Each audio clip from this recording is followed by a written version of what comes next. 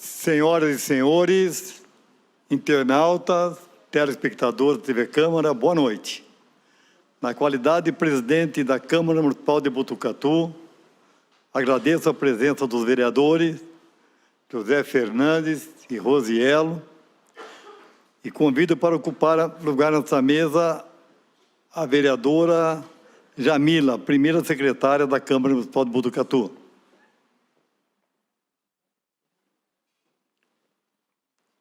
Senhora Maria Cristina Machado, coordenadora de Educação e Saúde da Prefeitura.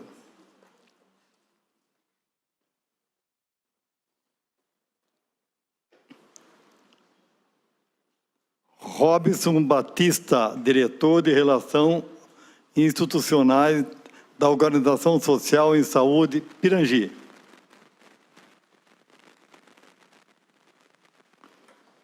E o nosso querido palestrante, Dr. Fábio Augusto Barbieri.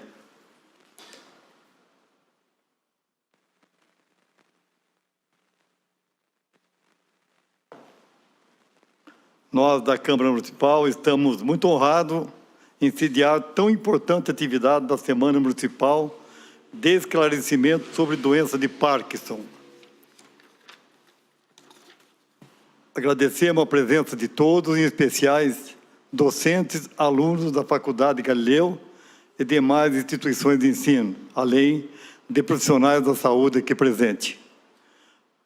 Passo a nobre vereadora, primeira signatária da montagem dessa palestra maravilhosa, vereadora Jamila, juntamente com o nobre vereador Sargento Lauda. Com a palavra, a nobre vereadora. Senhoras e senhores, internautas e telespectadores, boa noite. Estou muito feliz com o acontecimento desta noite.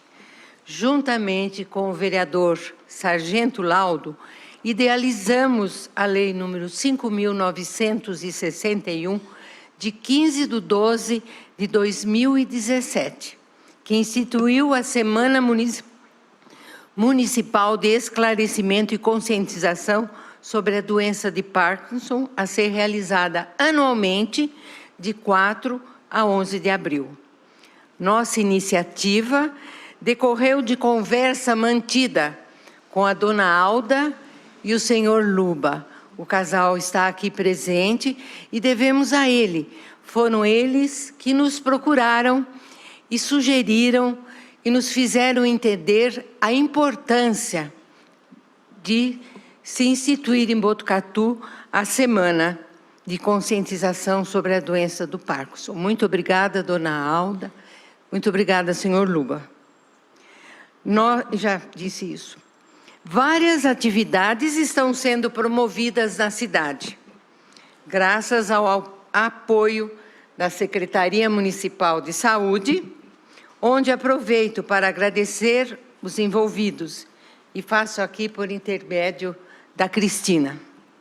Sendo assim, esta casa não poderia ficar de fora, então prontamente aceitamos sediar esta importante palestra.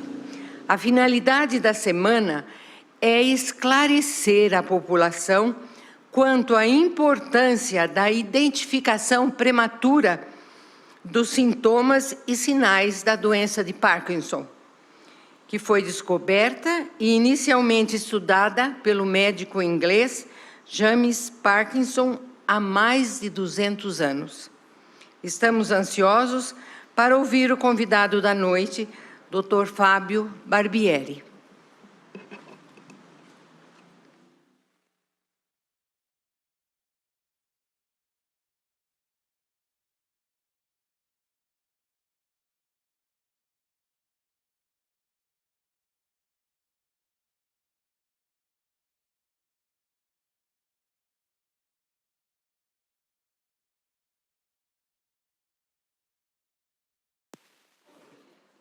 Nesse momento, passo a palavra a Maria Cristina para as considerações iniciais a respeito deste encontro. Boa noite a todos. Cumprimento também aqui os integrantes da mesa. Em nome da Secretaria da Saúde, eu saúdo a nossa plateia, né, os estudantes, profissionais que estão aqui presentes e que atenderam ao nosso convite, né? Nós tivemos aí um cuidado especial, né, para convidá-los, e nós agradecemos muito a presença de vocês. Eu estou aqui hoje em nome do secretário da Saúde, o doutor André, que não pôde estar presente, mas me sinto privilegiada de poder representá-lo numa ocasião tão importante, né, de conscientização sobre uma doença realmente que a gente ouve falar pouco, né, e são poucos os espaços em que podemos trazer esse tema e discutir, né, num nível bom, né, como que provavelmente teremos com o professor que nos proferirá a palestra. É uma oportunidade importante de refletir e discutir essa condição degenerativa do sistema nervoso central e que atinge 1% da população mundial acima de 65 anos, conforme os dados da OMS. Como a doutora Jamila já falou, nós já vemos, né, a semana em Botucatu, ela é desenvolvida de 4 até o dia 11, então hoje é apenas mais uma das atividades, né? Nós temos desenvolvido atividades aí durante toda a semana, inclusive no final de semana, nas unidades, nós tivemos rodas de conversa, tivemos atendimento, né, aos portadores de Parkinson, nós tivemos grupos de danças, nós tivemos várias atividades no município, foi também amplamente divulgado, e esse dia de hoje também. Nós pensamos também, né, um dos maiores objetivos nossos, esclarecer a população sobre essa condição, né, de saúde, e também nós pensamos muito e prezamos, né, por abraçamos essa semana, quando nos foi trazido pela Câmara, na forma de lei municipal, pela importância da integração dos pacientes da doença em todos os segmentos sociais, provocando nas pessoas a reflexão de que inúmeras situações constrangedoras e discriminatórias vividas por pessoas com Parkinson podem ser evitadas.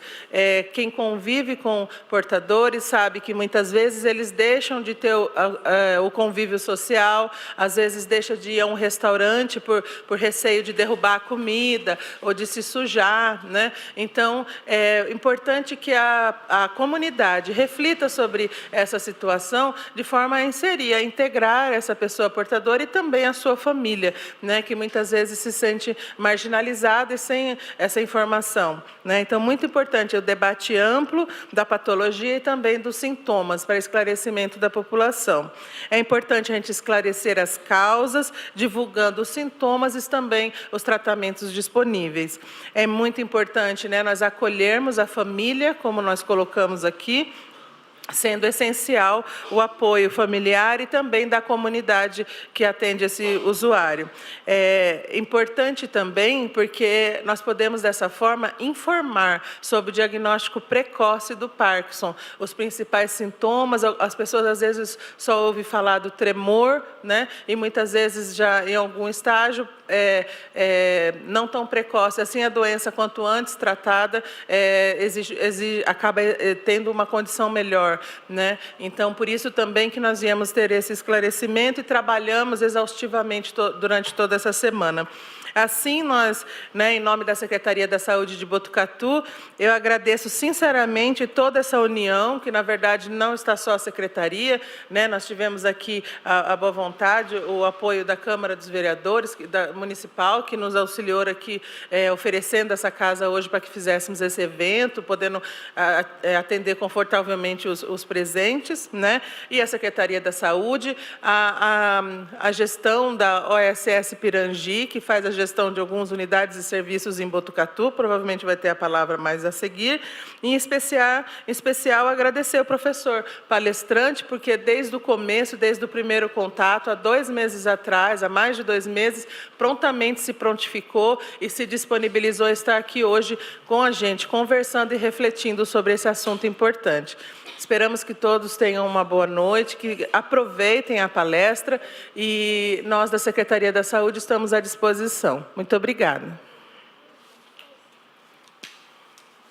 Agradeço a Cristina. Eu passo a palavra ao Robson Batista, com a saudação inicial, como representante da Pirangi. Boa noite. Boa noite à plateia, boa noite aos vereadores aqui presentes, à mesa. Nós somos da Organização Social Pirangi, empresa que atua atualmente no município, fazendo a gestão da operação de saúde em conjunto com a Secretaria Municipal de Saúde. Mais de 30 serviços são executados pela organização e que se alegra muito de ter sido convidado para poder fazer parte desse programa que é tão importante na vida de poucas pessoas, mas que tem uma intensidade muito grande na convivência durante o dia a dia. Então, fica aqui o meu agradecimento, fica aqui também aberto por parte da organização social para qualquer tipo de discussão em relação ao assunto e que nós tenhamos uma boa palestra. Muito obrigado.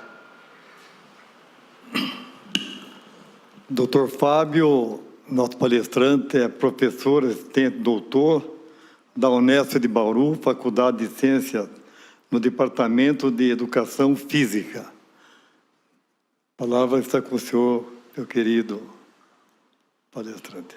Fique à vontade.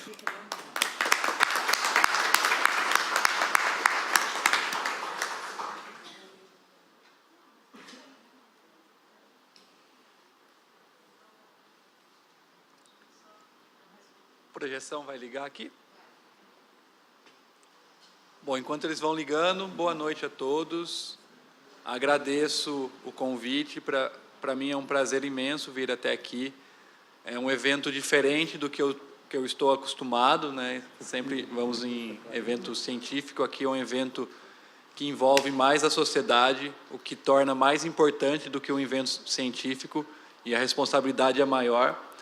Eu gostaria de agradecer especialmente 3 pessoas: a dona Alba, que foi até minha sala, agora não vou lembrar, mas acredito há 2 anos atrás, a gente conversou bastante, e desde aquela época ela vem tentando organizar atividades para pessoas que têm a doença de Parkinson. Gostaria de agradecer também a Silmara e a Adriana pelo contato, pelo convite, né, por toda a atenção e toda a disponibilidade para eu vir para cá. Bom, como vocês podem ver, eu vou falar sobre a doença de Parkinson, especificamente sobre o exercício físico. Então, como o exercício físico pode auxiliar na doença ou pode auxiliar no tratamento. Antes de eu falar especificamente sobre o assunto, vou fazer um pouco de marketing sobre as coisas que nós fazemos em Bauru. Então, nós temos 2 eventos que irão ocorrer no mês de maio. No dia 19 de maio, nós temos a 4ª caminhada do Ativa Parkinson. Ativa Parkinson é o projeto de extensão que eu tenho com os pacientes de Parkinson.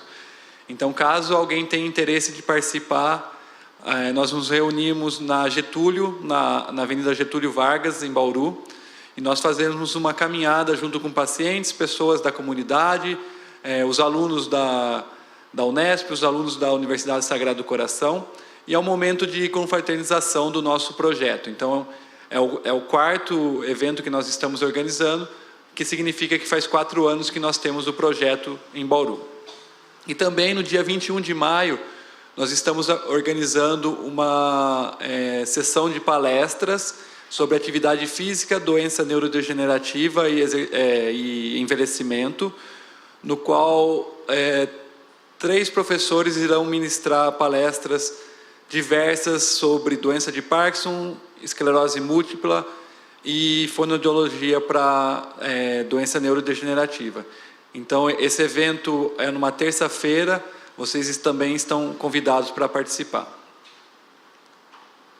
Além disso, nós temos 3 livros publicados sobre a doença de Parkinson e outras doenças neurodegenerativas, que são esses 3 livros que vocês estão vendo. Especificamente o do meio, ele fala somente sobre a doença de Parkinson e exercício físico. Então, quem tem interesse em saber mais sobre a doença de Parkinson, é o livro que eu recomendo. O outro de capa azul é um livro que a gente publicou com pesquisadores do mundo todo sobre doença de Parkinson, envelhecimento, locomoção e controle postural. Então, é um livro um pouco mais técnico, que se a pessoa não tem tanto conhecimento sobre a doença, não é tão recomendado. E o de capa verde é um livro que fala sobre envelhecimento e outras doenças, como doença de Alzheimer também e a doença de Parkinson. Esse também é um livro um pouco mais voltado para o público em geral, no qual a pessoa pode ter mais conhecimento. Então, muito do que eu vou falar, ou quase tudo que eu vou falar aqui hoje para vocês, estão nesses 3 livros. Bom, aí o roteiro que eu vou seguir sobre os assuntos que eu vou abordar com vocês. Então, primeiro eu vou falar sobre a doença de Parkinson, né? Da onde vem a doença de Parkinson, o que acontece no sistema nervoso central da pessoa que tem a doença e, consequentemente, o que isso vai levar em termos de limitações para essa pessoa. Depois eu vou falar alguns aspectos gerais, né? Já foi falado alguns números em termos de porcentagem de pessoas que têm a doença, mas eu vou falar um pouquinho mais a fundo sobre isso. Depois, o que nós precisamos considerar para prescrever exercício físico para a pessoa que tem a doença de Parkinson. E, finalmente, eu vou falar especificamente do nosso projeto de extensão, o Ativa Parkinson, no qual nós trabalhamos com os pacientes 2 vezes por semana e prescrevemos exercícios físicos para eles. Tá? Antes de eu iniciar, eu queria fazer um brainstorm com vocês. Tá? Imaginem que vocês tivessem a doença de Parkinson. Tá? Um dos principais sintomas que a doença apresenta, não é o principal, mas é o mais visível, é o tremor. Tá? Imagina que vocês têm essa doença, vocês têm o tremor e vocês precisam realizar atividades manuais durante o seu dia. Tá? Imagine o quanto difícil isso é para a pessoa que tem a doença. Né? E só lembrando, para quem nunca leu nada sobre a doença ela não tem cura. Então, esse é um quadro duradouro para o resto da vida da pessoa, não é algo transitório. Imagina vocês, ou algumas pessoas aqui já teve algum tipo de doença transitória, alguma dificuldade transitória, lesão, e a dificuldade que ela teve para fazer as coisas. Então, essa é uma doença bastante limitante e bastante importante na sociedade, que nós precisamos ter bastante atenção com relação a ela. Tá? Para começar, eu vou passar um vídeo no qual mostra um paciente realizando uma atividade antes dele fazer atividade física e depois dele fazer atividade física.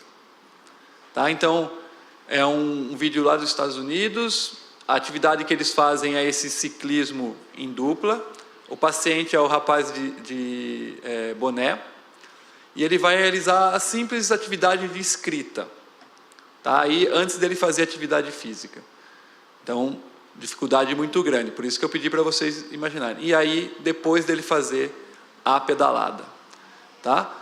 Então, isso mostra de forma aguda, não estamos falando nem de um exercício a longo prazo, a mudança que o exercício físico pode trazer para a pessoa que tem a doença de Parkinson. Então, o que acontece na doença de Parkinson? Então, normalmente, a pessoa que não tem a doença de Parkinson, ela colhe informações do ambiente, faz um processamento, a informação vai para o sistema nervoso central, que programa um movimento, uma resposta, que volta para o músculo da pessoa e a pessoa faz o movimento. Tá? De forma geral, as pessoas que não apresentam a doença de Parkinson é assim que agem. Então tem lá a informação, colhe a informação, sobe a informação, planeja, volta a informação já planejada para o músculo faz. Tá? Então o movimento se torna algo automático. Muitas vezes, os movimentos que nós fazemos no dia a dia, a gente não pensa para fazer. Né? Não quer dizer que é um movimento inconsciente, mas a gente não tem um pensamento claro do que a gente está fazendo. A gente vai fazendo para andar. A gente não fica pensando, põe um pé na frente, outro atrás e assim vai. Então, de forma geral, as pessoas que não têm a doença, elas apresentam esse esquema muito bem determinado. Né? Então, aqui, a linha verde é excitação no nosso sistema nervoso central e a linha vermelha são sinais inibitórios. E aqui são áreas do nosso sistema nervoso central. Então, a pessoa que não tem a doença, ela tem a quantidade de dopamina necessária para excitar ou inibir as áreas do cérebro. Por isso que o sinal que vai para o músculo é bom. Tá? Então, a pessoa não tem dificuldade para fazer o movimento. Então, se a gente colocasse numa balança sinal excitatório e sinal inibitório, a balança fica equilibrada. Quando precisa excitar, excita. Quando precisa inibir, inibe. E tudo funciona, de certa forma, bem. Tá? Não quer dizer que a gente não erra o movimento também. Porque pessoas que não têm a doença de Parkinson também caem na rua. Às vezes porque está usando o celular, às vezes porque não está prestando atenção. Mas, de forma geral, esse sinal funciona muito bem. Quem tem a doença de Parkinson apresenta um grande problema no sinal excitatório. Tá? Então, o sinal excitatório que parte de algumas regiões do nosso cérebro começa a falhar. Então, o sinal inibitório fica muito excitado. E, com isso, a pessoa que tem a doença de Parkinson, quando ela vai planejar o movimento, ela começa a ter dificuldades. Não quer dizer que ela não consegue planejar. Quer dizer que o sinal que ela produz não chega da forma adequada para o músculo. Então, a gente vê, por exemplo, alguns quadros de congelamento. Você vê que a pessoa está fazendo força para sair do lugar, mas o sinal que está chegando não é suficiente para ela sair do lugar. Então, a balança para a pessoa que tem a doença de Parkinson se torna desequilibrada. A inibição desse movimento é muito forte em relação à excitação. Então, com isso, os sinais e sintomas clássicos da doença começam a aparecer. Se nós colocamos os dois esquemas um do lado do outro, a gente consegue ver mudanças na grossura dessas setas. Então, quanto mais grossa essa seta, quer dizer que o sinal inibitório está funcionando muito mais forte do que o sinal excitatório. Tá? Diferente da pessoa que não tem a doença de Parkinson, no qual ela consegue excitar e inibir as vias de forma correta, vamos dizer assim. Então, esse quadro aqui começa a aparecer sinais e sintomas motores. Tá? A doença em si ela não apresenta só sinais e sintomas motores, mas esses sinais e sintomas motores são os primeiros a aparecerem e que duram ao longo de toda a vida da pessoa. Dentro da classe do Parkinson, da doença de Parkinson, nós temos o chamado parkinsonismo. Então, as pessoas que apresentam esse quadro inadequado no sistema nervoso central, ele apresenta algumas características que são chamadas de parkinsonismo. De forma geral, a classe de parkinsonismo que nós mais temos na sociedade é a doença idiopática ou Parkinson primário. Idiopática por quê? Porque ela é uma doença que não se sabe a causa. Tá? Enquanto que os outros três tipos, o Parkinson secundário, o Parkinson plus e a doença heredodegenerativa, tem uma causa aparente do porquê elas apareceram. Tá? Os sinais e sintomas são muito parecidos. Então, muitas vezes, quando o médico vai fazer o diagnóstico dessa doença, ele sente dificuldade de acertar esse diagnóstico, se é a doença primária ou não, se é o parkinsonismo secundário e assim por diante, além de outras doenças que têm sinais e sintomas parecidos. Eu especificamente vou falar sobre a doença de Parkinson primária ou idiopática, que atinge mais pessoas, em torno de 80 pessoas que têm algum parkinsonismo, 80% das pessoas que têm algum parkinsonismo, ela tem a doença de Parkinson primária ou idiopática. Então, quase tudo que eu vou falar a partir de agora é sobre a doença de Parkinson primária ou idiopática. Então, qual é a causa da doença de Parkinson? A doença de Parkinson ela é causada pela disfunção ou morte de neurônios que produzem a dopamina. Não se sabe ainda claramente se é pela diminuição da produção de dopamina ou pelo sistema não conseguir captar essa dopamina para fazer aquele ciclo que eu mostrei para vocês anteriormente funcionar de uma forma adequada. Então, se a gente olha aqui nessa figura, a pessoa que não tem a doença de Parkinson tem uma circulação de dopamina no sistema muito alta. Então, a dopamina entra, a dopamina sai e tudo funciona muito bem. A pessoa que tem a doença de Parkinson tem uma quantidade de dopamina muito baixa. Tá? Então, essa quantidade que faz com que aquela inibição e excitação não funcione da maneira esperada. Aqui é um quadro que mostra a ressonância de diferentes doenças. Então, quando a gente olha aqui para as doenças que a gente tem, então aqui é uma pessoa normal. Então, essa colorido vermelho é a quantidade de dopamina que a pessoa tem no sistema nervoso central. Aqui é um paciente de Parkinson recém-diagnosticado. Aqui é um paciente sob efeito da medicação. Aqui é uma doença parecida com a esclerose. E aqui é uma paralisia supranuclear progressiva, que também é uma doença muito próxima do Parkinson. Então, quando a gente olha para o paciente recém-diagnosticado com a doença, a gente vê que a quantidade de dopamina dele diminui muito.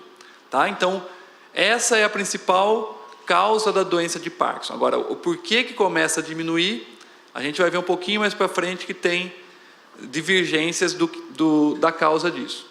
A pessoa com a levodopa, aqui não tem tanto dopamina, porque a ressonância consegue ver a dopamina produzida pelo corpo, não a exógena. Então, ela parece que tem menos dopamina do que essa pessoa, mas ela tem uma dopamina circulante grande. Essa doença ela não envolve a dopamina, e a paralisia supranuclear tem o mesmo quadro da doença de Parkinson. Ela também diminui a produção de dopamina. Tá? Só que ela é uma doença muito mais agressiva que a doença de Parkinson. Os sinais e sintomas são muito parecidos, quase que os mesmos, mas o tempo de vida, ou o tempo de independência da pessoa que tem essa doença é muito curto. Quando eu falo muito curto, são 5, 6 anos no máximo. Enquanto que a doença de Parkinson, a pessoa consegue viver 20, 30 anos com a doença. Bom, alguns aspectos interessantes e importantes para a gente saber sobre a doença de Parkinson. Ela é a segunda doença progressiva e degenerativa que nós temos na nossa sociedade. A primeira delas é a doença de Alzheimer, tá? Que atinge mais pessoas do que a doença de Parkinson. Ela atinge as pessoas por volta de 50 a 60 anos, mas atualmente a gente tem o chamado Parkinson precoce, no qual pessoas com 30, 35, 40 anos apresentam a doença de Parkinson. Até por isso que eu pedi para vocês fazerem um brainstorm para imaginar como seria a vida com a doença de Parkinson precoce, você vivendo até por volta dos 70, 75 anos. Tá? Mas ela é muito mais, atinge muito mais pessoas acima de 60 anos. E a pessoa consegue viver de 20 a 30 anos. Atualmente, nós temos o custo dessa doença é em torno de 100 milhões de reais por ano. Tá? E tem aumentado muito, porque o número de pessoas com a doença também tem aumentado. Para o paciente, se o paciente não conseguir todo o medicamento de uma forma gratuita, ele gasta em torno de 7 mil reais por ano. Tá? Às vezes mais, dependendo do medicamento que ele usa. Né? Nós temos medicamentos importados que esses 7 mil reais são fichinha perto do que a pessoa gasta realmente. Bom, em termos de números, né? Quantas pessoas têm a doença de Parkinson, mais ou menos? Tá? Em torno de 0,3, esse número ainda aumentou um pouquinho, mas em torno de 0,3 da população total do mundo tem a doença de Parkinson. Se a gente for especificamente para pessoas acima de 65 anos, em torno de 2% de pessoas acima de 65 anos têm a doença de Parkinson. Tá? Esses números vêm de estudos feitos no mundo todo, onde mostra a prevalência da doença de Parkinson dentro das populações. Tá? Além da prevalência, nós temos a incidência, que são os números de casos novos por ano. Em torno de 8 a 18 casos novos ocorrem a cada 100 mil pessoas no ano. Tá? Então, a doença de Parkinson tem aumentado de uma forma significativa. E ela tem uma tendência de acometer mais os homens do que as mulheres. Tá? Então, ponto positivo para as mulheres em termos da doença de Parkinson. Tá? Então, os homens têm uma tendência de ter mais a doença de Parkinson do que as mulheres. Provavelmente, vocês irão me perguntar depois por que não tem um estudo mostrando claramente por que os homens apresentam mais a doença de Parkinson do que as mulheres. E no Brasil? Isso são números gerais. Quais são os números que nós temos no Brasil sobre quantidade de pessoas com doença de Parkinson? Infelizmente, no Brasil nós temos um estudo numa cidade pequena de Minas Gerais, que tem em torno de 10 mil habitantes, e nesse estudo foi mostrado que em torno de 3,3% da população brasileira tem a doença de Parkinson. Tá? Mas é um estudo que apresenta bastante limitações comparados aos estudos anteriores que foram feitos em grandes capitais. Tá? Então, esse número de 3,3 provavelmente não é o real que acontece na sociedade.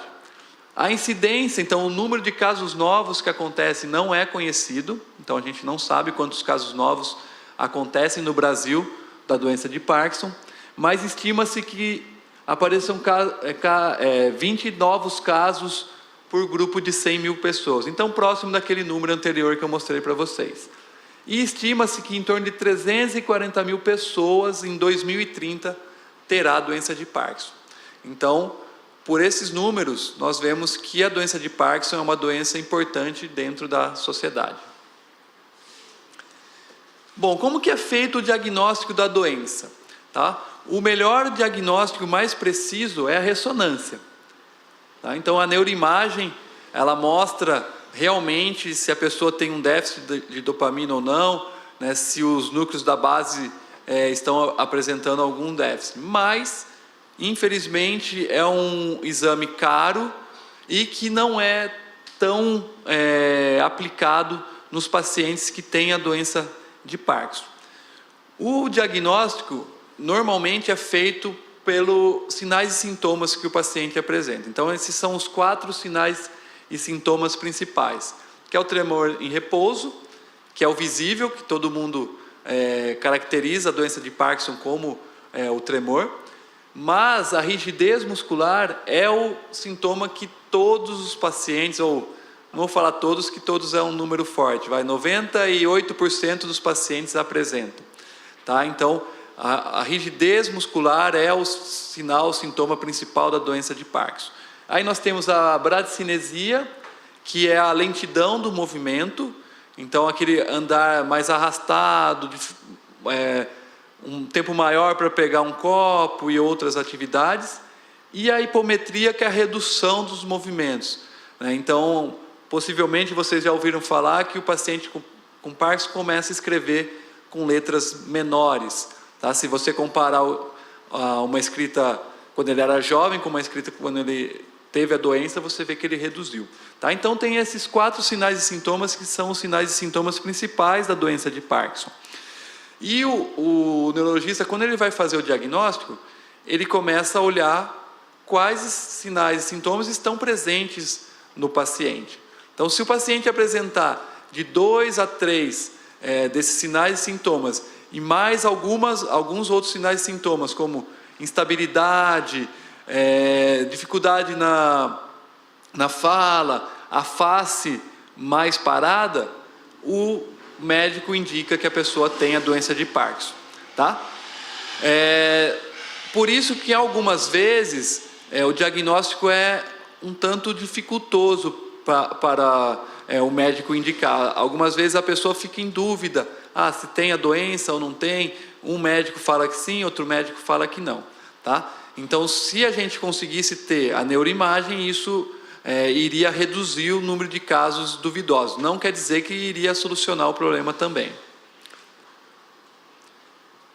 Quais as causas da doença de Parkinson? Não se sabe. Tá?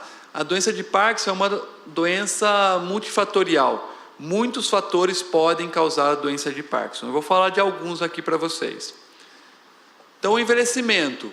O envelhecimento é o principal fator para causar a doença de Parkinson, mas também, como eu falei anteriormente, pessoas mais jovens estão apresentando a doença de Parkinson. Então, às vezes ele não é o fator principal. Então, com o envelhecimento, algumas coisas ocorrem no nosso corpo, no nosso sistema nervoso central, que vai causar a doença de Parkinson. Então, se a gente olhar a incidência da doença de Parkinson em pessoas mais velhas do que 65 anos, vamos colocar acima de 70 anos, aquela porcentagem começa a aumentar. Então, em torno de 8% das pessoas acima de 70 anos têm a doença de Parkinson. Acima de 80 anos, mais de 12% das pessoas têm a doença de Parkinson. Um outro fator é o fator genético, que todo mundo pergunta, doença de Parkinson é genético? Tem um fator que é genético. Então, se você tem algum parente, pai, avô, que tem a doença de Parkinson, a sua chance de ter a doença de Parkinson é maior. Mas não quer dizer que você vai ter.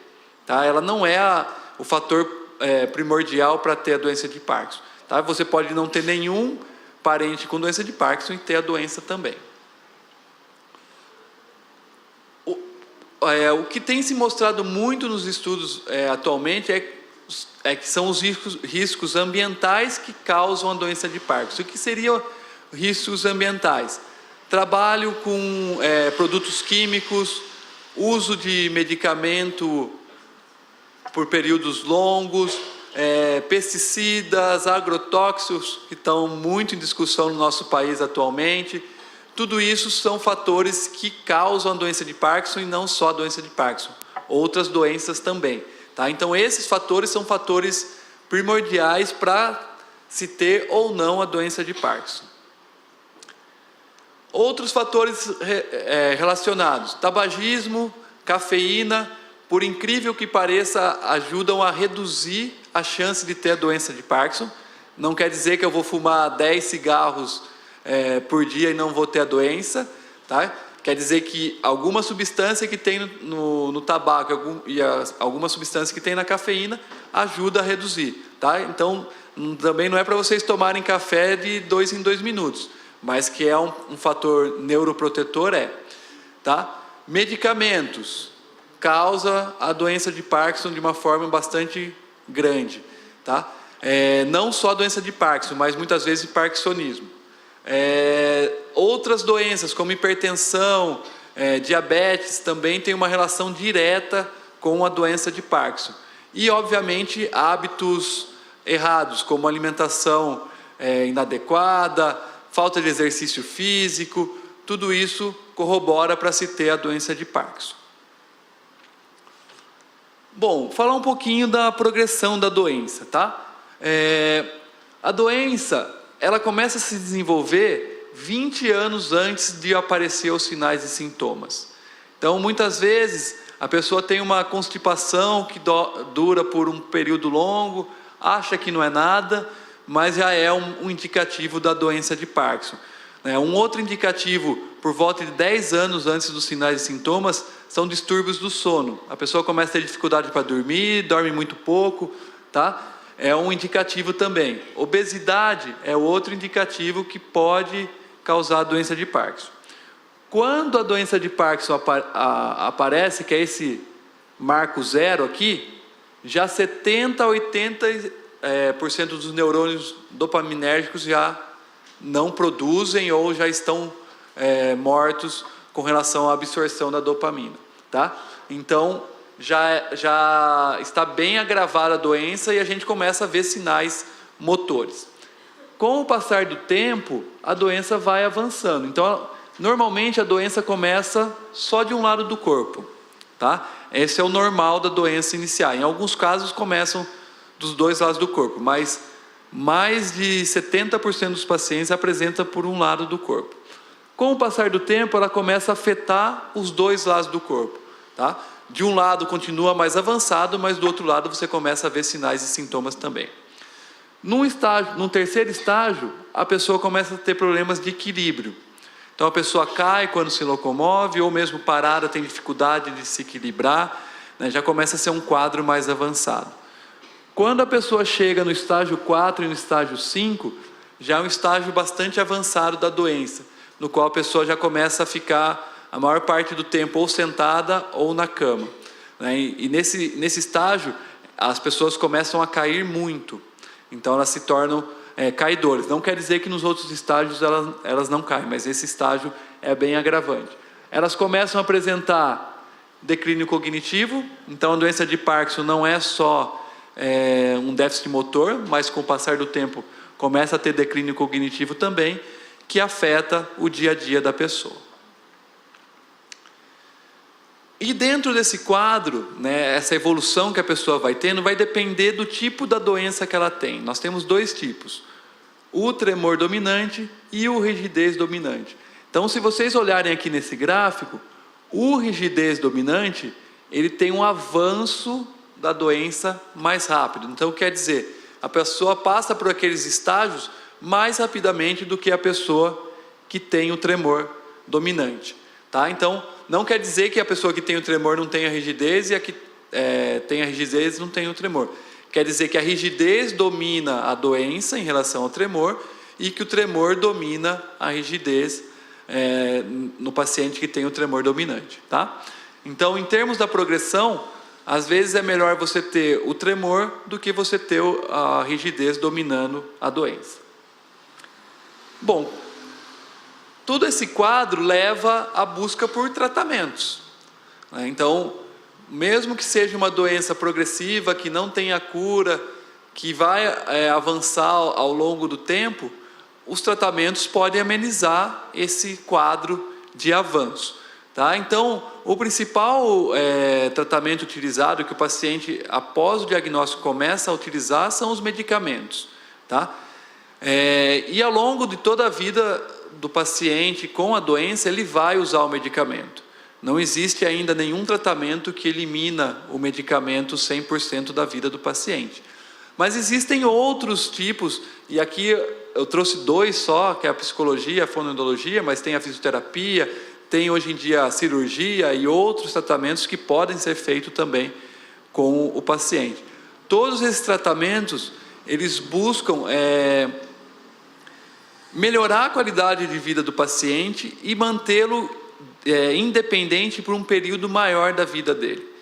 Acho que um dos nossos maiores medos de envelhecer é tornarmos dependentes. Então, quanto mais tempo a pessoa for independente, melhor é para a qualidade de vida dele.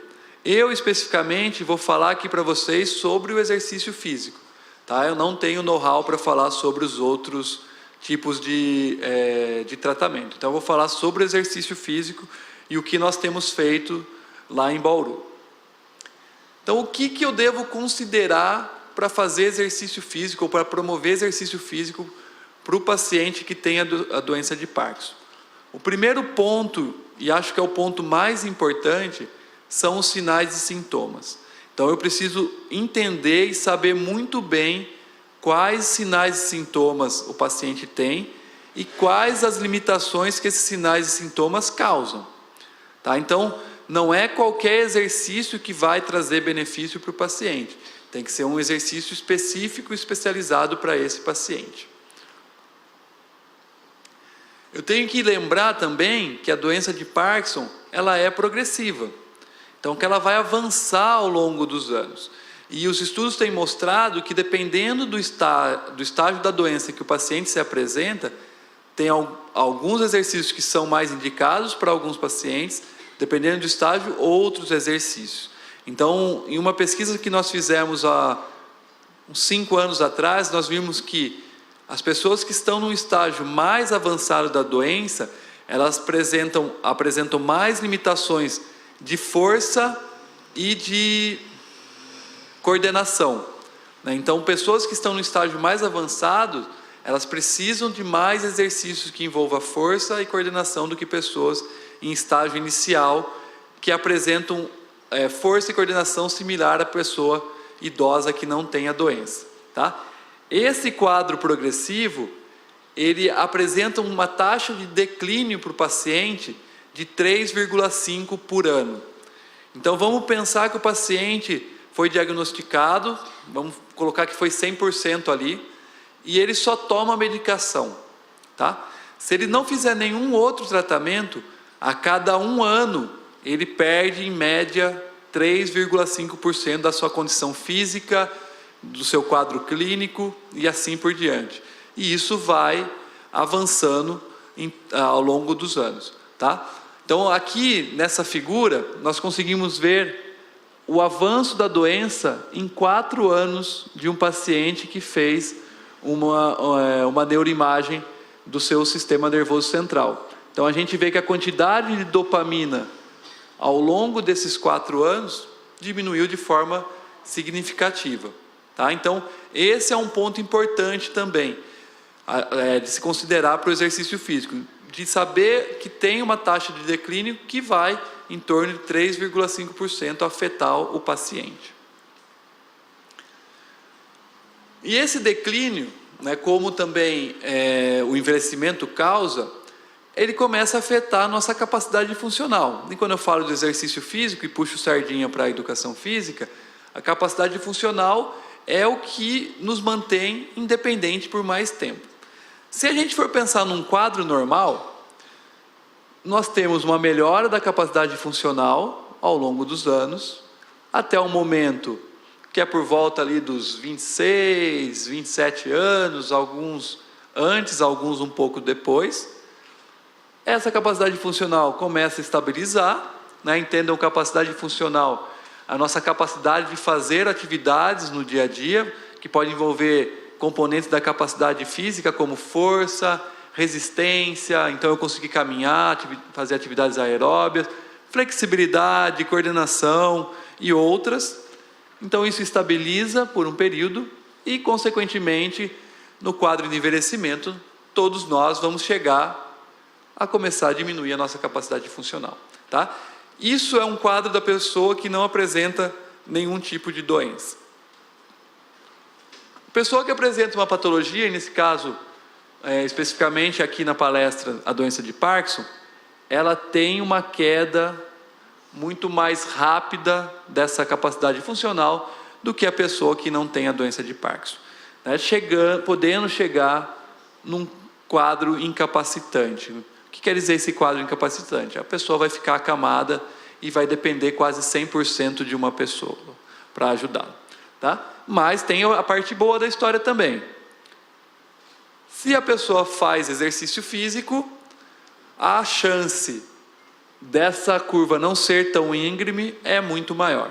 Tá? Então existem estudos que mostram que pessoas que praticam atividade física ao longo da vida têm, primeiro, uma chance menor de ter a doença de Parkinson.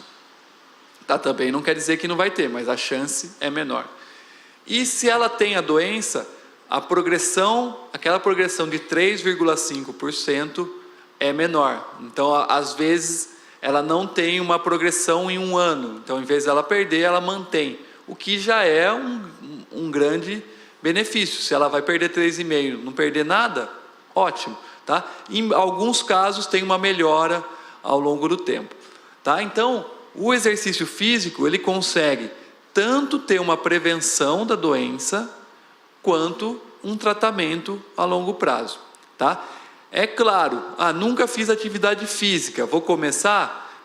Óbvio que você já perdeu um tempo, mas é melhor do que você se manter sedentário o resto da sua vida. Tá? O paciente que apresenta a doença de Parkinson e nunca fez atividade física, quando ele começa a fazer, visualmente a melhora dele é muito grande. Porque ele começa a ter mais força, ele começa a aguentar, a caminhar mais, a fazer outras atividades. Então é bastante interessante esse quadro. Então essa curva é uma curva que a gente tem que levar em consideração para prescrever o exercício físico também. Porque nós sabemos que todos nós vamos diminuir nossa capacidade funcional e que nós temos que prescrever ou fazer exercícios que façam com que essa capacidade funcional não caia tão depressa.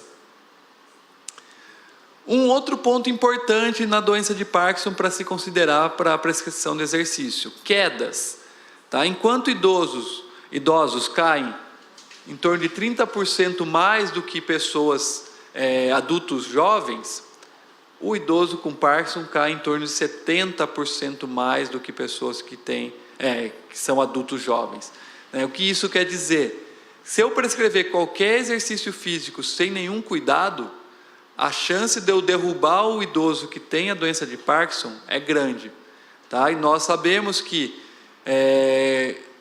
qualquer momento que o paciente fica hospitalizado, isso pode agravar mais a doença e pode trazer outras doenças durante o período que ele está lá.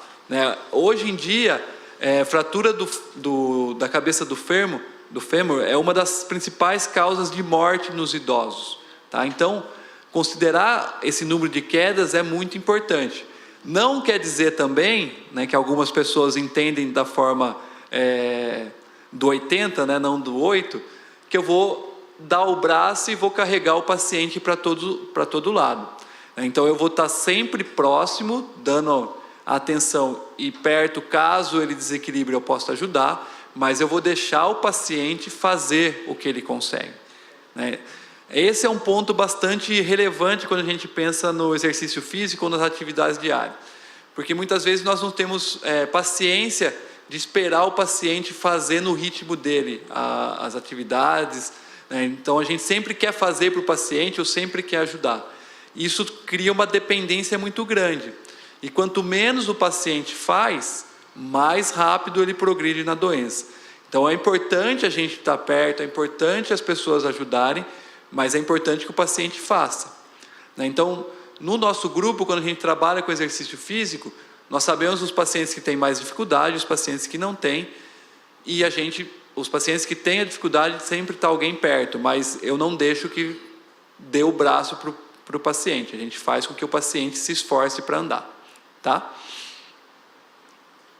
E por último, um fator a se considerar também é com relação à medicação.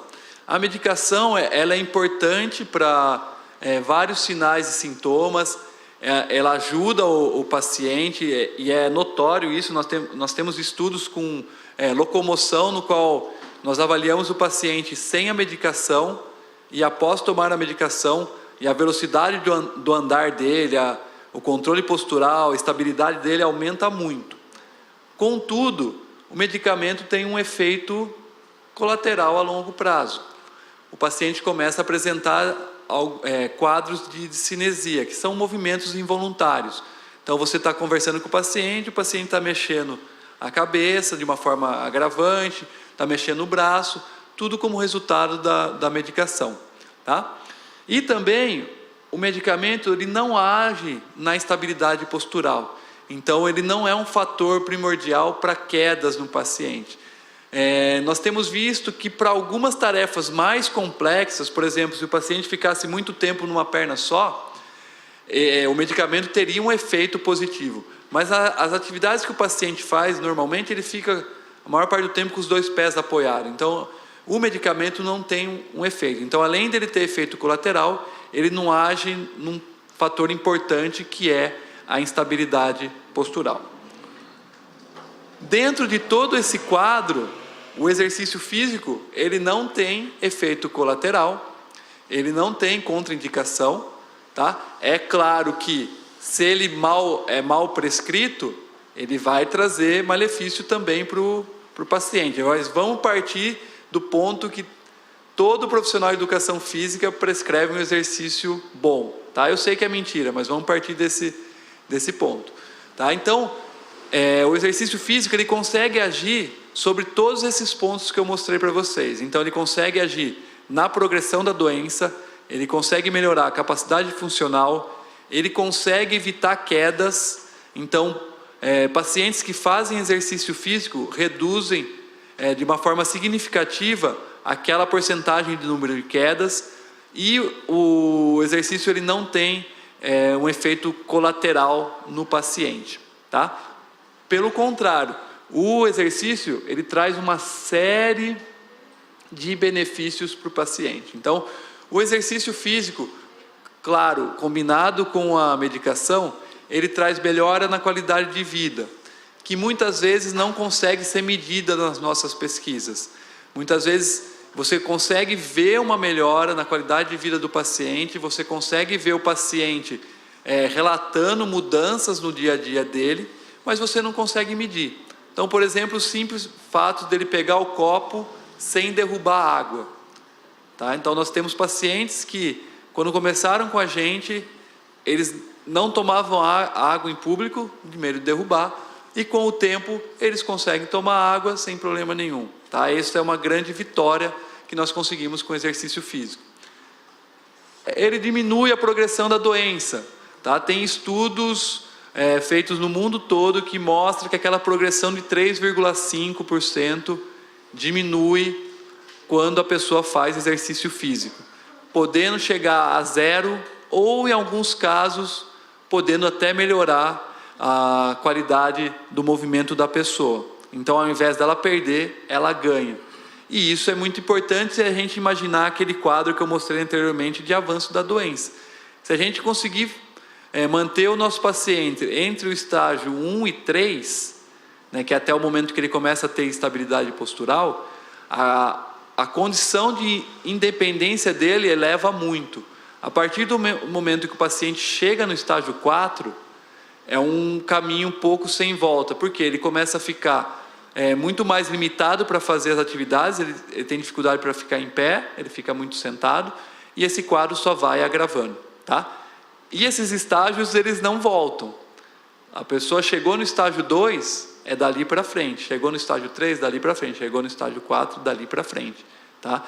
O máximo que a gente consegue fazer é ter essa manutenção por mais tempo.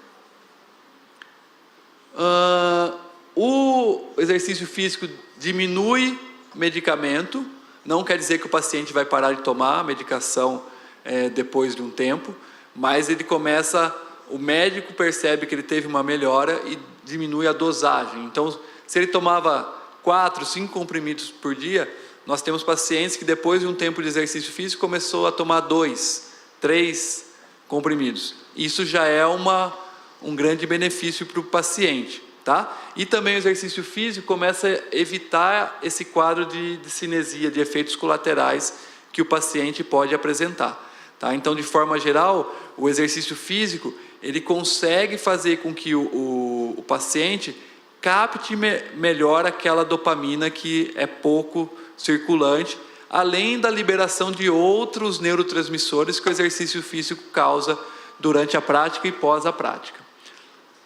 Ele não apresenta efeitos adversos, a não ser que seja prescrito um exercício inadequado.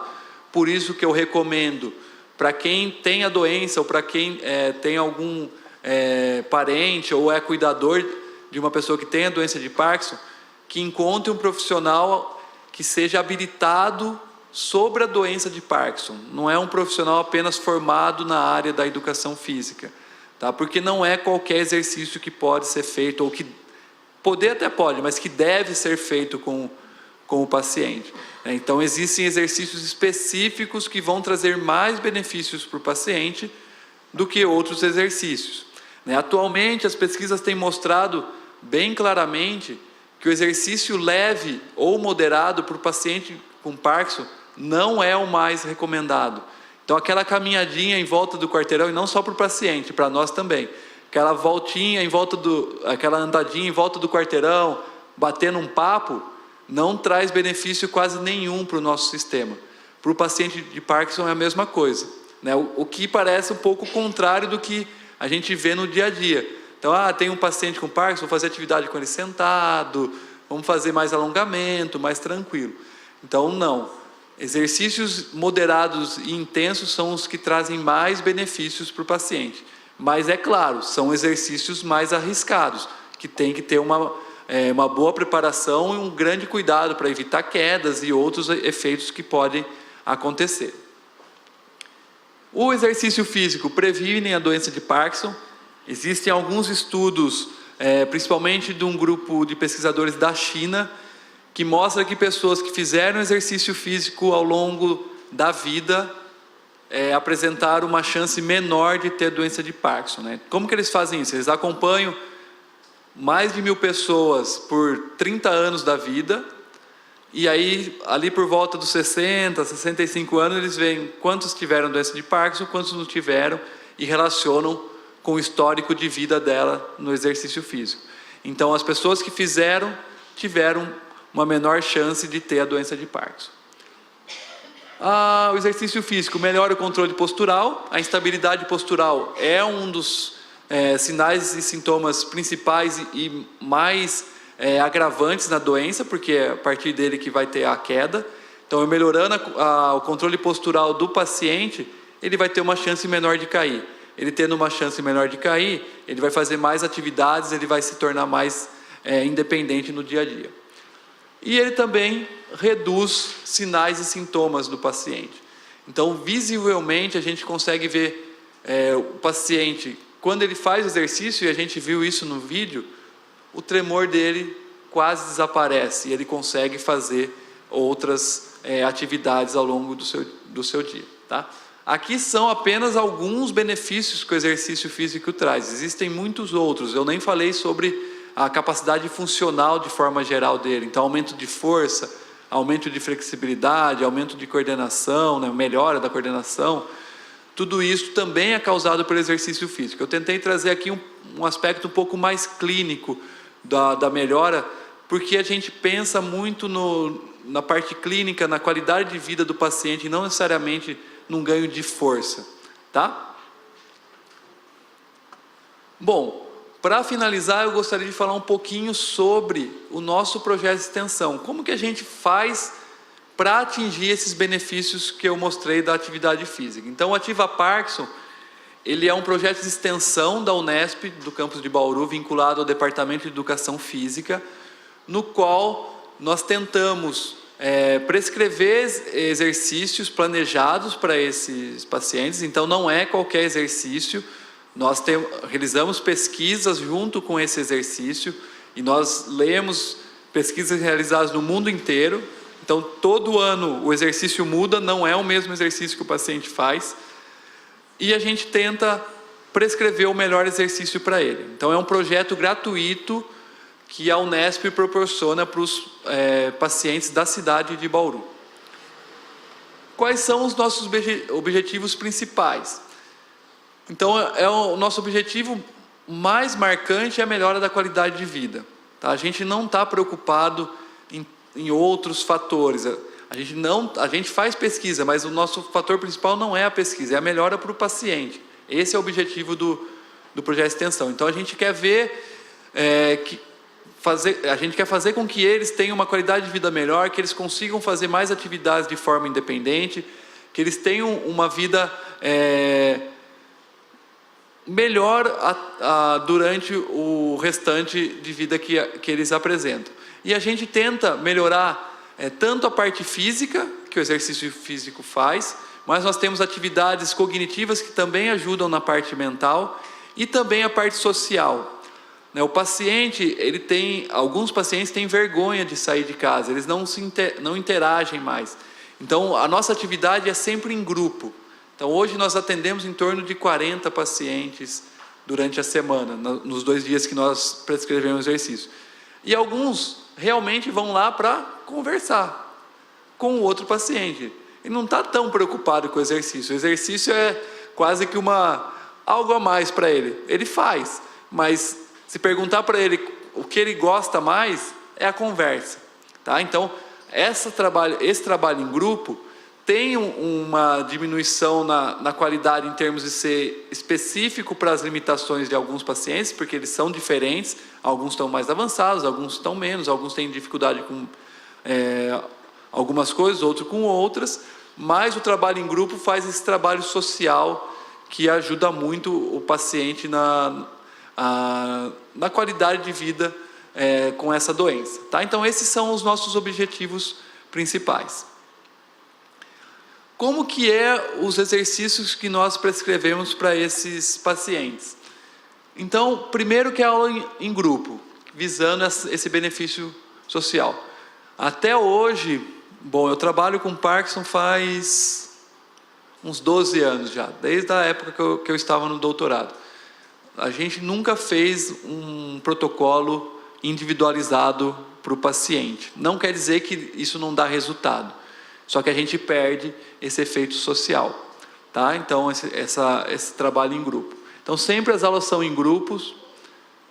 A gente coloca muita atividade lúdica durante as atividades, para não ficar aquele negócio desgastante.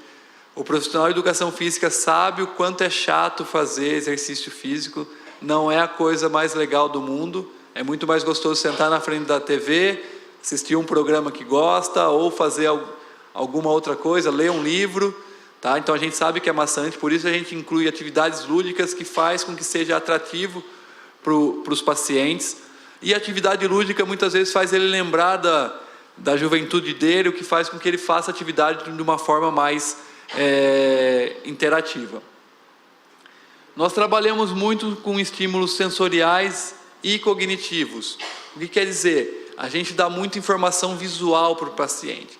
Então, o paciente, ele apresenta um déficit motor, tá? Mas muitas vezes aquele planejamento deficitário que ele apresenta é porque ele não coleta informações adequadas do ambiente. Então, a visão dele, ele não sabe muito bem para onde olhar ou é mais lenta.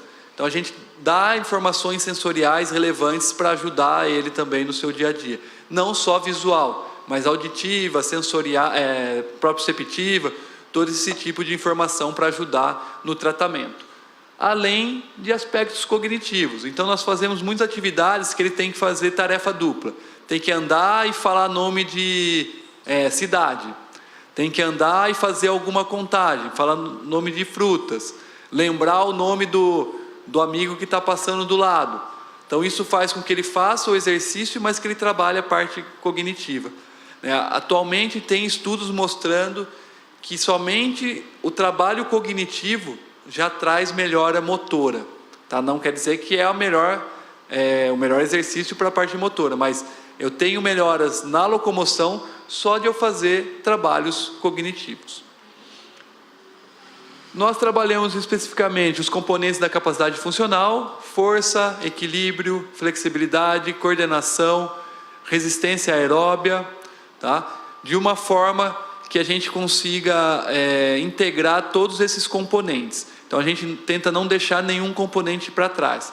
Mas, atualmente, nós sabemos, ou nós temos visto nos estudos que nós temos publicado, que a resistência aeróbia é um componente que traz um benefício muito alto para o paciente com a doença de Parkinson. Não quer dizer que ele é o melhor exercício para o paciente, mas ele traz alguns benefícios que outros tipos de exercício não trazem. Nós temos uma progressão, então nós tentamos aumentar a progressão e intensidade, visando aquele foco de exercício no nível moderado e intenso para o paciente. Então, ao longo do ano, que é o que dura a nossa atividade, que é em torno de 10 meses, eles começam com uma intensidade mais baixa e isso vai aumentando ao longo do ano. E, além disso, nós fazemos um aumento na complexidade da tarefa. O que quer dizer, se antes ele tinha que contar de 100 para trás, de 1 em 1, 100, 99, 98, assim por diante, ao longo do ano a gente vai aumentando essa diferença. Chega uma hora que ele tem que contar de 100 para trás, de 8 em 8, tá? O que começa a ser muito mais complexo para ele. Ou se antes ele tinha que ficar parado sobre uma espuma com os 2 pés, com o passar do ano ele fica sobre um pé só parado. Tá? Então, essa complexidade também ajuda a melhorar as atividades que eles fazem. Nós trabalhamos de uma forma multiprofissional ou interprofissional. Então, nós temos profissionais tanto da educação física, quanto da fisioterapia, da fonoaudiologia, da psicologia, da biomedicina e da enfermagem, que já trabalharam com a gente. Tá? Então, nós tentamos acariar todas as informações possíveis que essas profissões podem trazer sobre a doença e tentamos colocar no nosso protocolo de exercício. Tá? Além disso, os pacientes participam de sessões com outros profissionais, por exemplo, sessões com psicólogos, sessões com fonoaudiólogo, tá? Para tentar melhorar essa qualidade de vida em outros aspectos também. O nosso protocolo, normalmente, isso varia muito de ano para ano, mas ele dura por 10 meses, ele ocorre 2 vezes por semana e cada sessão tem 1 hora. Tá? Não quer dizer que esse seja o melhor método para trabalhar com o paciente, mas é o que a gente consegue trabalhar hoje. Tá? A gente não consegue aumentar os números de dias que os pacientes vão para fazer a atividade. Mas o que eu posso garantir para vocês é que esse protocolo, com essa duração, com esse funcionamento, traz muitos benefícios para o paciente, e isso é comprovado nas pesquisas que nós temos publicados nos últimos anos.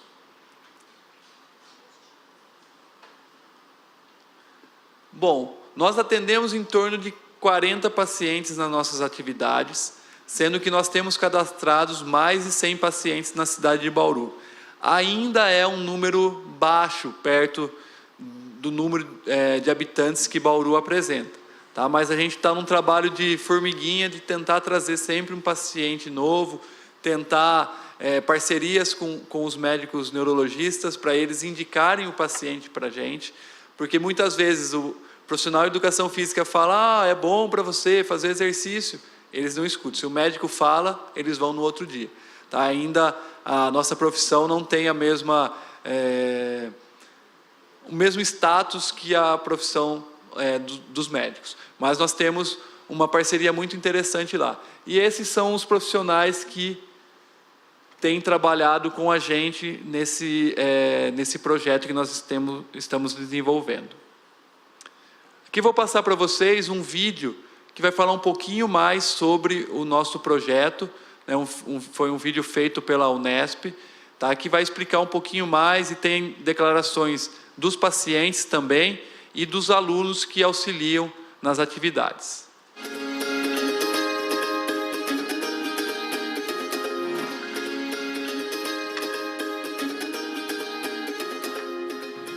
O Ativa Parkinson é um projeto de extensão desenvolvido pelo Departamento de Educação Física, juntamente com a USC. Como todo projeto de extensão que a Unesp desenvolve, é um projeto gratuito, no qual o paciente não tem gasto nenhum para participar. As atividades acontecem às terças e quintas-feiras, envolvendo alunos da graduação e pós-graduação, tanto da USC como da Unesp. E são exercícios que visam as dificuldades que o parkinsoniano tem. Então, exercícios para força, para flexibilidade, para equilíbrio, coordenação, tudo o que eles precisam para ter uma boa qualidade de vida. O nosso centro, o nosso grupo de pesquisa, ele desenvolve pesquisas junto com esses pacientes que são publicadas no mundo todo. Então, não é qualquer pesquisa, não é qualquer exercício que ele está fazendo. Ele está fazendo o melhor exercício que a gente tem no mundo hoje. Então, é uma oportunidade de pessoas que muitas vezes não têm condição de pagar por uma atividade desse tipo, dele participar, além deles poderem ajudar também o desenvolvimento de pesquisa da ciência no Brasil. Faz 1 ano que eu estou aqui, né? E por causa do Parkinson, para ajudar na doença também, para a gente se sentir melhor. 2 vezes por semana, terça e quinta-feira, 1 hora a gente fica aqui. Chega um pouquinho antes para tirar pressão, né? E depois a gente faz por 1 hora os exercícios, as coisas. O projeto envolve em torno de 30 pacientes. Eles trocam experiências, eles se conhecem melhor e voltam a ter essa integração. Então, eles começam a sair de casa mais vezes, começam a ter interesse por outras coisas. Então, acho que o projeto ajuda também nesse sentido. Os alongamentos, as brincadeiras. E com eles, né, nós todos, um carinho enorme que tem um com o outro, um respeito, sabe? Eu acho ótimo, todo mundo deveria vir, porque é uma convivência muito gostosa. Muitas vezes a pessoa que tem Parkinson acha que não é capaz de realizar uma atividade física. E aqui eles veem que isso é possível e que eles podem ser ativos e saudáveis como qualquer outra pessoa da comunidade. Nossa, a alegria, a vontade de fazer as coisas, tenho mais disposição e faço muita coisa.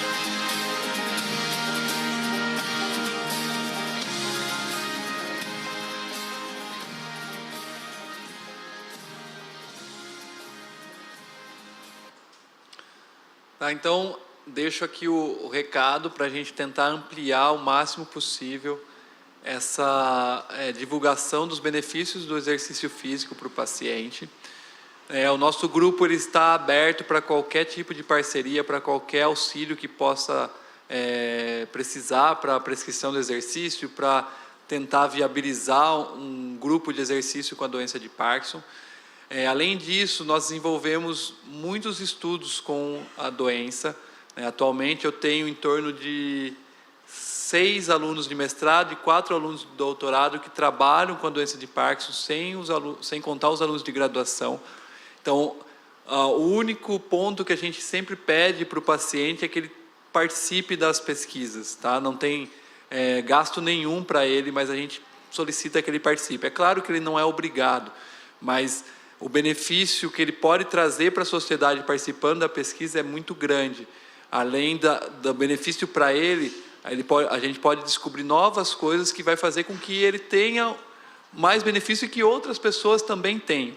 Eles são bem participativos dos nossos estudos. Algumas vezes eles falam que a gente enche muito o saco, porque a gente faz 8, 9 avaliações no ano, e às vezes a gente também sabe que a gente enche o saco, mas eles participam de certa forma, e isso tem mudado bastante a realidade desses pacientes ao longo do tempo.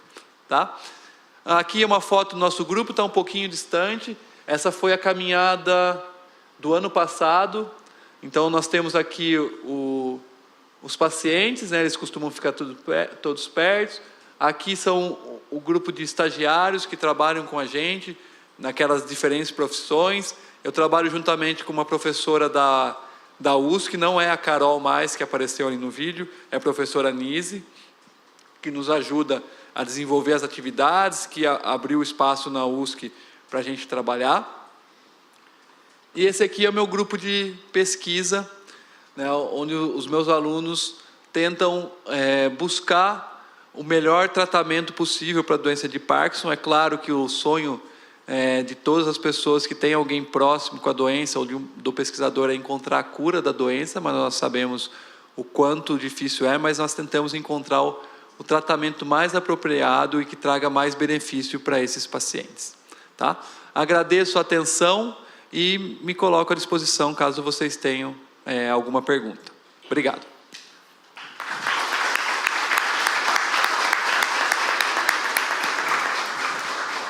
Nós vamos abrir agora para pergunta. Quem quiser fazer, tem o microfone lá atrás do pedestal, se identifique. Tem 2 minutos para fazer as suas considerações.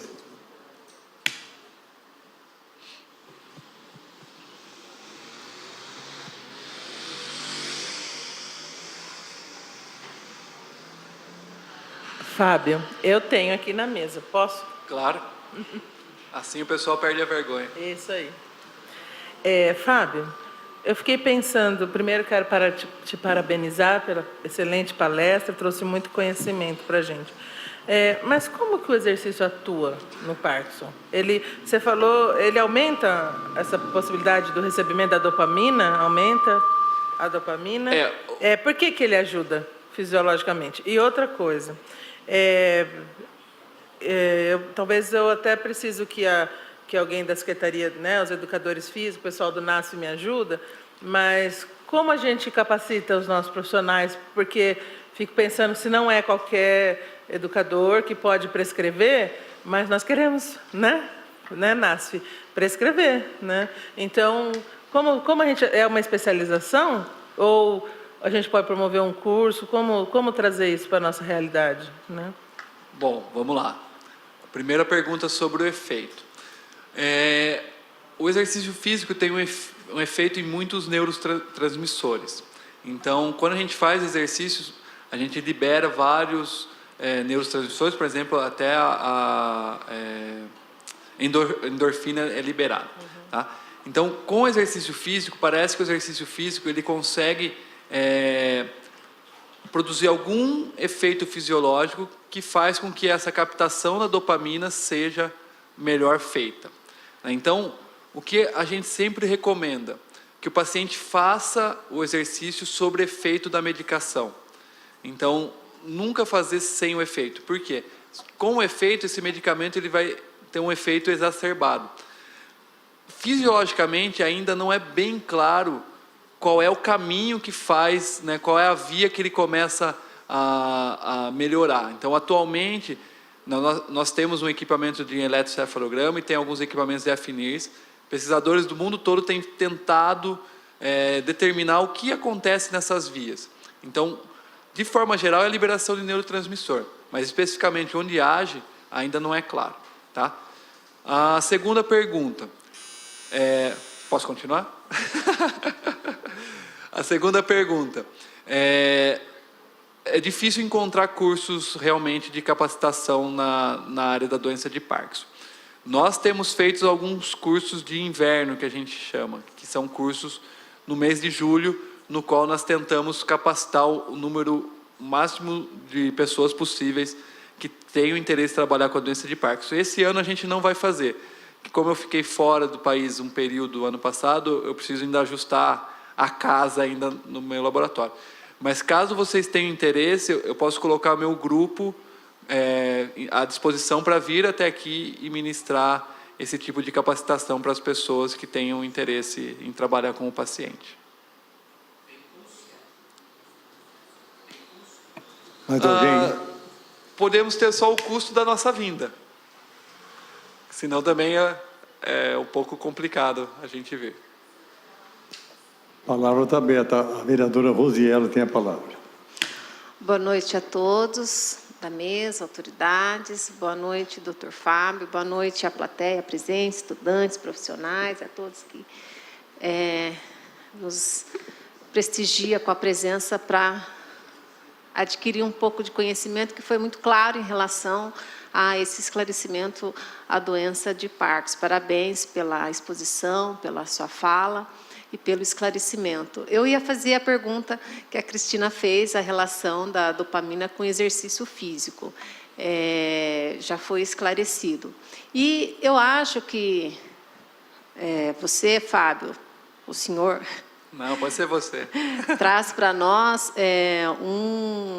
um projeto que já funciona, traz para nós, e aí acho que nós, vereadores, já podemos sair daqui com um requerimento para que as secretarias de saúde, secretaria de esporte, que poderia ter algum representante aqui, não tem ninguém da secretaria de esporte, ou tem e eu não vi ainda, que seria importante alguém da secretaria de esporte, porque nós temos algumas atividades no município de Botucatu, mas não direcionada à doença de Parkinson. Há algumas atividades para a terceira idade, de forma geral, mas seria importante afinar, então, com base nesse exemplo de projetos que você já realiza, é uma extensão universitária, e acredito que a nossa Faculdade de Medicina aqui em Botucatu também possa ter interesse de fazer uma extensão universitária em parceria com a Secretaria Municipal de Saúde, com a Secretaria Municipal de Esportes, para promover um projeto como esse.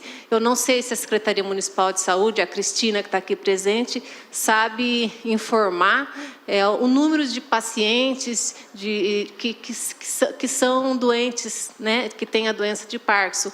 Mas a Faculdade de Medicina, numa parceria, pode levantar esses dados, o Departamento de Neurologia da faculdade, e você nos presentear com esse projeto, e aí as parcerias ocorrerem, e, claro, oferecer isso gratuitamente para a população de Botucatu. Então, eu agradeço a sua exposição e que nós, vereadores, nos empenhamos para que a gente faça algum encaminhamento nesse sentido. E boa noite a todos. Posso comentar? Eu tenho uma sugestão, que é o meu sonho, em termos do protocolo e do trabalho. Nós trabalhamos num local restrito, que é um local só que faz atividade. E, por exemplo, em Bauru, nós temos as UBS, aqui também devem ter, centros regionais também. Se essa atividade fosse feita em diferentes centros, o número de pessoas que seriam atingidas seria muito maior. Por quê? O paciente tem a dificuldade da locomoção, ele é dependente. Então, quanto mais próximo da residência dele, a chance dele participar desse tipo de atividade é maior. Então, se eu pudesse pensar no projeto ideal, eu tentaria fazer projetos espalhados por toda a cidade para tentar atingir um número maior de pessoas. Então, fica a minha sugestão. Continua a palavra à disposição. Acho que ninguém mais querendo... Quer falar, Jamila? Quero. Palavra com a vereadora Jamila. Primeiro, agradecer a sua palestra, doutor Fábio. Foi muito interessante e vai despertar, com certeza, aqui em nossa cidade, como disse a vereadora Rose, o nosso interesse em promover essa orientação para que mais pessoas aprendam e participem e que nós possamos trazer para Botucatu essa ideia, esse seu projeto e, quem sabe, em vários locais da cidade. Eu cito aqui a dona Nair, esposa do Dr. Luizinho, que faz um trabalho muito bonito com dança sênior, com pessoas da terceira idade, e com certeza esses grupos que já têm um trabalho, mas que não são ainda direcionados, vão, a partir de agora, querer direcionar. E eu gostaria de saber se algum desses seus livros tem alguma orientação sobre quais os tipos de exercícios indicados, para quê e como. O livro que estava no meio, o de capa azul, que é Exercício Físico e Doença de Parkinson, se eu não me engano, é invertido o título, ele tem no final do livro, são 60 sessões, alguma coisa assim, de um tipo de protocolo que a gente já prescreveu para o paciente. Hoje a gente está um pouquinho mais avançado com relação, mas para início a pessoa pode usar esse livro como base. O senhor trouxe algum livro para nos vender? Eu não tenho, tem que ser direto com a editora. Os que eu tinha já se esgotaram, então tem que ser direto com eles. É a editora CRV. Na apresentação lá tem o link, então se tiverem dúvidas podem pegar direto na apresentação.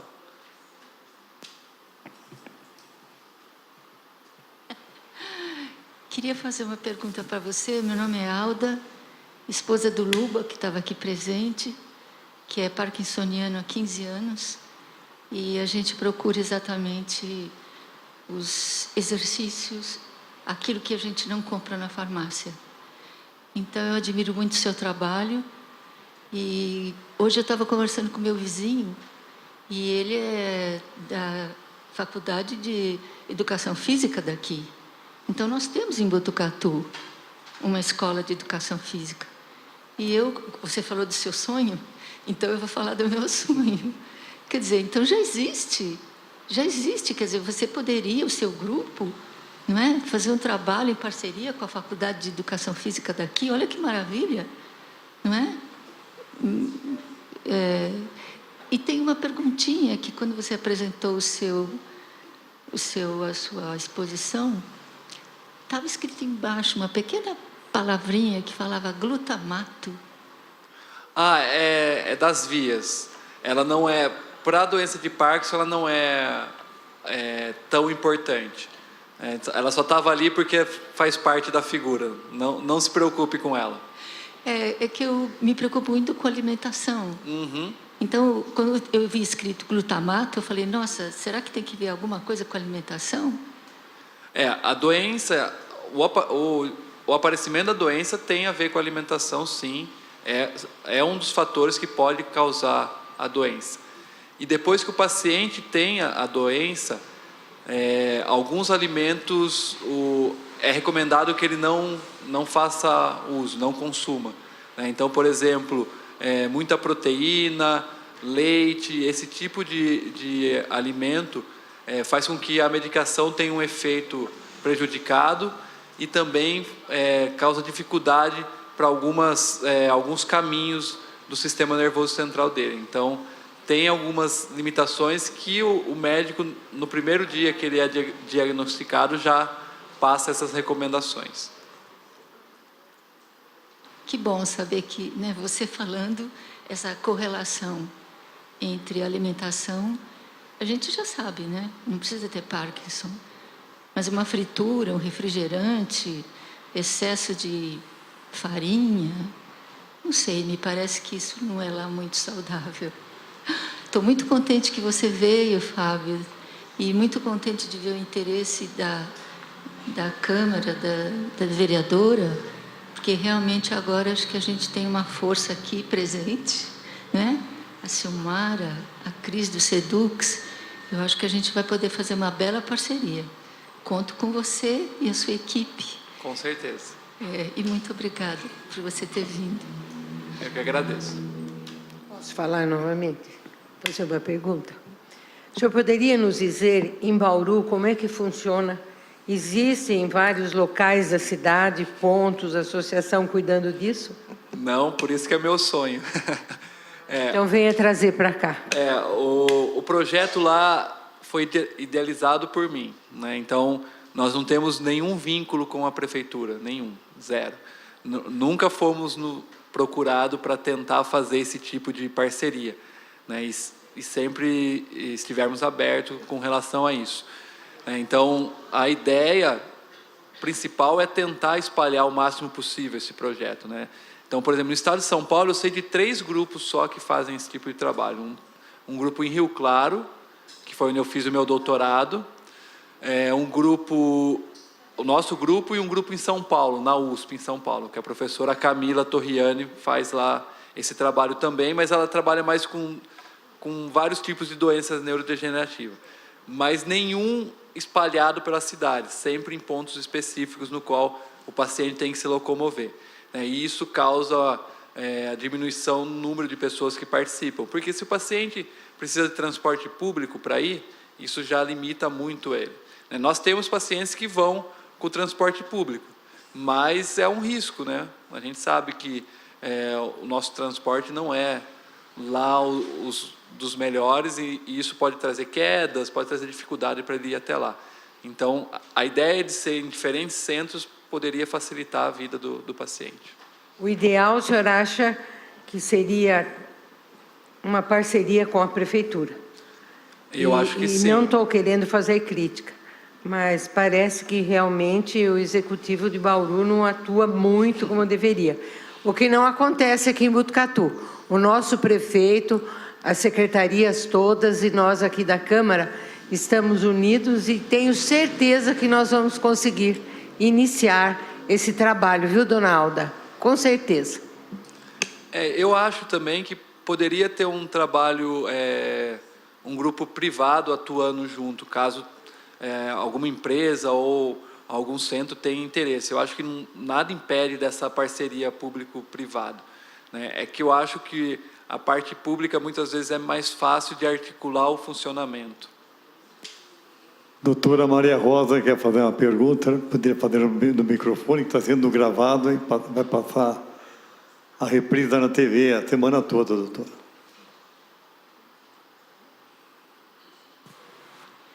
Boa noite a todos. Fábio, em primeiro lugar, eu queria cumprimentá-lo pelo seu projeto, não só pela sua aula, principalmente pelo seu projeto. E fiquei muito orgulhosa com o seu trabalho, como ex-docente da Unesp, trabalhei muitos anos, um trabalho tão importante como o que você faz lá. Eu só conheci o grupo da USP, que fazia essa parte realmente voltada para o Parkinson. E cada doença é cada doença, e eu acho que a especialização no Parkinson é muito importante. Então, gostaria de cumprimentá-lo por isso. A minha pergunta é a seguinte: no seu grupo que você apresentou, que você trabalha lá em Bauru, em que fase do Parkinson estão esses pacientes? Boa pergunta. Nós trabalhamos com os pacientes no estágio 1 a 3, porque alguns pacientes em estágio 4, mas bem raros, porque é o momento que é a fase da doença que ele consegue fazer as atividades de forma independente. Então, a partir do momento que ele chega no estágio 4, nós recomendamos que ele vá fazer a fisioterapia, que é um trabalho melhor do que o trabalho do exercício físico para esse paciente nesse estágio. Então, essa é uma boa pergunta, porque o exercício físico, a partir do estágio 4, ele começa a não ter tanto benefício quanto o trabalho da fisioterapia. Então, por isso que o trabalho interprofissional é importante. Obrigada. Vereadora Rose quer proferir mais uma pergunta. Uma pergunta, doutor Fábio. A pessoa que tem o Parkinson precoce na sua faixa etária de 40, 43, 45 anos, há uma diferença no tipo de exercício físico a ser aplicado a essa pessoa? em relação, porque as imagens foram colocadas pessoas mais velhas, né, mais idosas, e uma pessoa com idade precoce. Há uma diferença no tipo de exercício a ser aplicado, ou a intensidade, e a eficácia é diferente de uma pessoa com idade precoce e uma pessoa com idade mais avançada? É uma ótima pergunta também. Ainda nós não temos muitos estudos com Parkinson precoce, infelizmente, porque ainda é uma doença jovem, vamos dizer assim. Mas nós temos, por exemplo, eu tive uma paciente com 38 anos que tinha doença de Parkinson que fazia atividade com a gente. O benefício do exercício basicamente é similar. O que acontece no Parkinson precoce? A progressão é muito mais lenta do que o Parkinson após os 65 anos. Então, aquela progressão de 3,5% não é a real para a pessoa que tem o Parkinson precoce. Os exercícios, eles vão trazer os mesmos benefícios, mas a pessoa mais jovem, ela consegue ter uma intensidade maior no seu exercício. Tá? Então, os exercícios são muito parecidos, mas a intensidade que vai trabalhar com ele vai ser diferente. A grande limitação de trabalhar com o Parkinson precoce é que a pessoa que tem o Parkinson precoce, ela não gosta de participar de um grupo igual o grupo que a gente tem. Por quê? Ele vê o futuro dele. E ver o futuro, para muitas pessoas, não é algo legal. Então, eles procuram um trabalho mais personalizado. Então, contrata um personal trainer ou vai para uma academia, mesmo não tendo um trabalho tão especializado. O ideal seria ter um grupo de pessoas que têm o Parkinson precoce e aí ir a fundo no que o exercício pode trazer, qual exercício é mais indicado. Mas na literatura hoje nós não temos tanto respaldo do Parkinson precoce, mas eu recomendaria fazer o mesmo tipo de exercício, só que numa intensidade maior que a pessoa vai aguentar. Fernando. A última pergunta era feita para a Maria Cristina. Fábio, Botucatu é menor que Bauru, né? Você sabe disso. Uhum. O grupo precisa ser exclusivo para o Parkinson?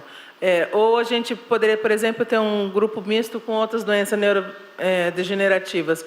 Porque eu não sei se você consegue manter um grupo com 30, 40 pessoas aqui, talvez a gente não consiga. Mas os exercícios poderiam ser feito por outras pessoas com outras doenças e neurodegenerativas, né? Eu acho que talvez tivesse que ter esse cuidado. E outra coisa, o que precisa? Os equipamentos que você acha que eu tenho, qual é a estrutura para isso? Uma sala? O que eu precisaria? É algo diferente? Algum equipamento diferente? É caro? Na USP, em São Paulo, eles trabalham com diferentes doenças neurodegenerativas, num grupo só. Eu acredito que a professora Camila lá, ela divide algumas atividades de acordo com a doença. Eu acho que não é impeditivo isso, né? É claro que algumas especificidades de cada doença tem que ter cuidado, mas o exercício físico vai trazer benefício para qualquer uma delas. Eu já trabalhei com a doença de Alzheimer, mas separado da doença de Parkinson, então a gente prescrevia exercício também. Só que a doença de Alzheimer, por exemplo, ela é muito mais cognitiva do que motora. Então, o nosso foco era motor, mas para trazer o benefício cognitivo. Então, é possível trabalhar, né? Não precisa ser também grupos tão grandes. Se for em vários locais, se tiver grupo de 5, 6 pessoas, é um grupo excelente para se trabalhar, e aí um profissional consegue dar conta desses 5, 6. Eu já cheguei a dar aula para 30 pacientes em 2 pessoas, eu e mais um aluno. Então, se tiver experiência, dá para trabalhar, mas eu acho que é uma possibilidade, até para início, né? Então, a doença neurodegenerativa, e conforme esse grupo vai aumentando, você pode começar a separar. Tem mais de 100 pacientes, então vamos começar a separar agora, mas é possível. Equipamentos. Se você pedir para eu dar uma aula agora, eu não preciso de nenhum equipamento, tá? Eu consigo dar aula sem equipamentos. É claro que ter equipamentos auxilia muito na aula. Então, bolas de borracha, arcos, estepes, eu lembro o nome de borrachinha, mas tem um nome bonito agora, TeraBand, obrigado, TeraBand, alguns pesos livres, todos esses ajudam. Eu não preciso ter uma academia para fazer isso. Eu já trabalhei pouco tempo com os pacientes dentro da academia, mas a gente não usa academia. A gente tenta usar peso livre, o próprio peso do corpo, atividades mais complexas para ele fazer. Então, em termos de custo, não vejo algo muito caro. É mais ter material para trabalhar no dia a dia, né? Então, não precisa comprar um equipamento de 100 mil reais para fazer. Eu acho que com 2, 3 mil reais você compra equipamento para fazer vários grupos ao mesmo tempo. Terminado a fase de pergunta, passaremos ao final da nossa querida, bela apresentação do nosso querido professor Fábio. Agradecemos tão rica informação de conteúdo. Imaginamos a complexidade da sua agenda, doutor. Então, lhe agradecemos também por ter atendido tão prontamente o convite para se deslocar de Bauru até Botucatu para propiciar esse momento nesta noite. Agradecemos a todos aqueles que se empenharam na realização das atividades da Semana Municipal de Conscientização da Doença de Parkinson, especialmente a equipe da Secretaria da Saúde, e a dona Alda, viu, dona Alda? Saibam que a Câmara Municipal estará sempre aberta para apoiar iniciativas como essa. Quero informar também que essa palestra será reprisada na TV Câmara nas próximas semanas e também ficará disponível no Facebook da Casa. Queria pedir ao doutor Fábio que tomasse o atento, que a dona Jamila vai entregar um certificado ao senhor, doutor.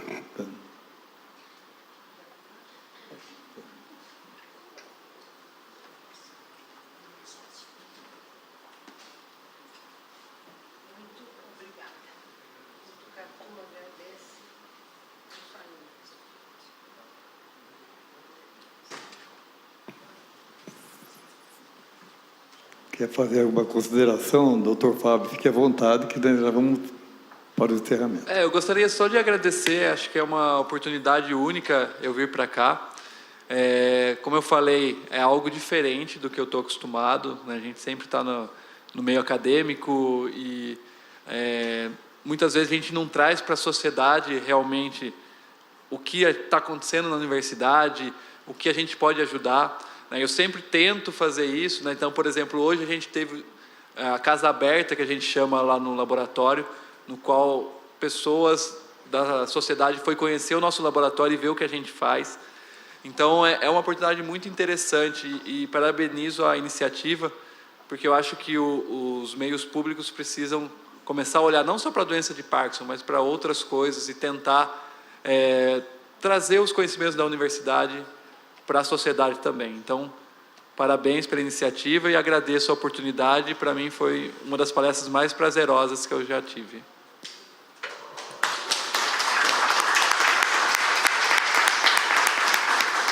Quero agradecer aos componentes da mesa, agradecer em especial aos funcionários desta casa, a pessoa da Silmara, diretora, o pessoal da TV, que fizeram um trabalho maravilhoso, em especial os 2 vereadores que participaram, realmente demonstrando um interesse ímpar pelo um mal que realmente ninguém gostaria de ter, mas temos que aceitar, porque é uma doença que, assim como falou, é progressiva em nosso país. Nada mais havendo ser tratado, eu declaro encerrada a presente sessão, desejando uma boa noite a todos.